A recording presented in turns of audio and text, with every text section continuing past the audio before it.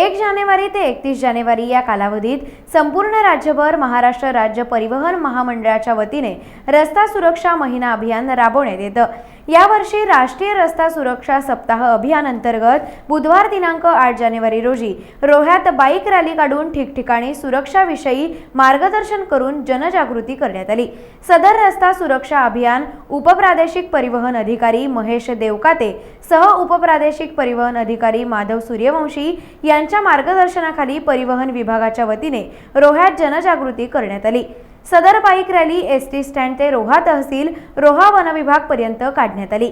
या अभियानात हेल्मेट घालणे, सीट बेल्ट बांधणे, दारू पिऊन गाडी न चालवणे, वाहतुकीचे नियम, चिन्ह ओळखणे, सुरक्षित वाहन चालवणे इत्यादी संदर्भात प्रवासी आणि विद्यार्थ्यांना सविस्तर माहिती देत मार्गदर्शन केलं।